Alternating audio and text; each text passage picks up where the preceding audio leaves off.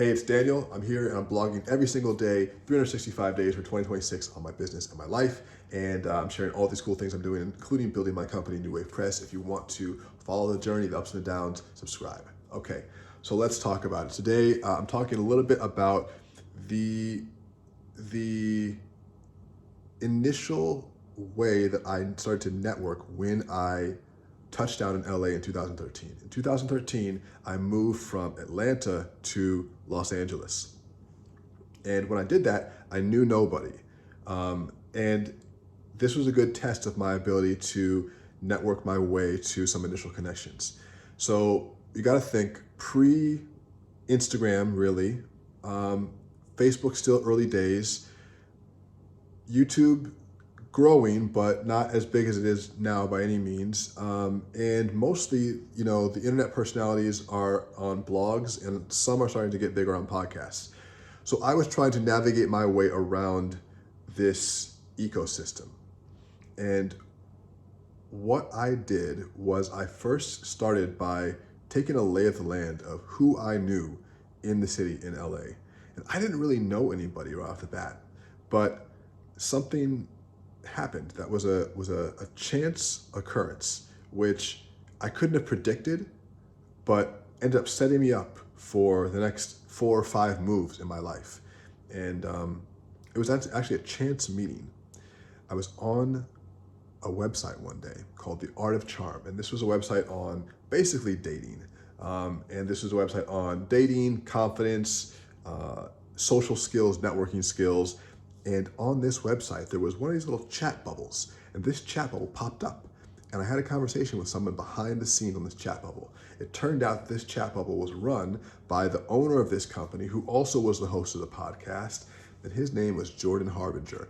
And it was interesting because this was a time when people who ran the websites and people who were the face of these personal brands were still mostly behind their front-facing, customer-facing stuff, because this is still early days with personal brands and with these brands that became well-known later, like The Art of Charm, eventually became very well-known.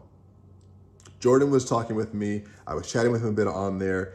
Of course, at that time, I was a lead for his programs. He was thinking maybe I would join one of his programs. They used to do boot camp programs to teach men social skills in a weekend. And he told me, hey, I'm going on a trip to North Korea this coming week, so I can't chat now, but I'll connect you with my team and, maybe we can keep chatting. So great. So he went away to North Korea, which is a whole separate story about him going to North Korea. And I made a mental note at the time I was speaking with him that he was in Los Angeles, but I didn't put together the dots until later I landed in LA, and I remembered that Jordan, who I'd met on a little chat bubble, also lived in LA.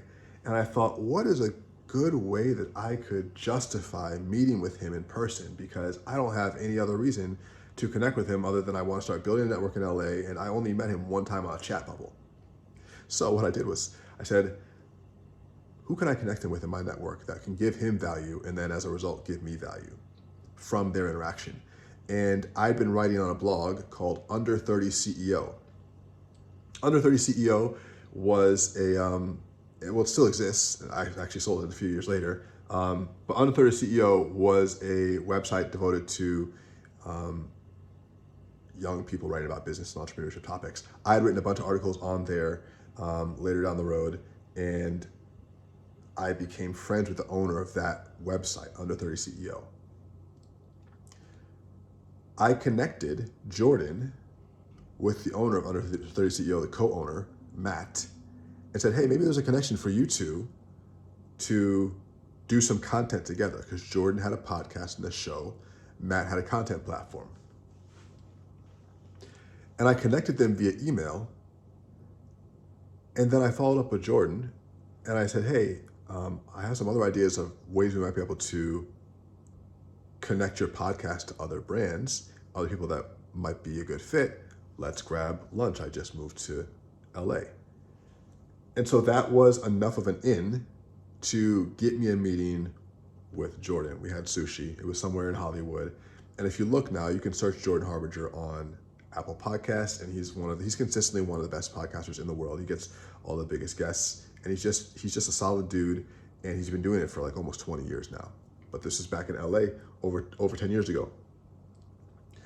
This one interaction between the pop-up bubble and me meeting Jordan for sushi set up a chain of events that led to a full-time, a career as a writer, millions of dollars in program and product sales, international speaking tour, and a whole lot of fun. And the positioning to then come back and take a second swing at it, rebuilding New Wave Press. All that to say, this was a momentous meeting, but that's just the first part of the story. I'll continue this on another video as part of a Storytime series. Subscribe for more. Peace.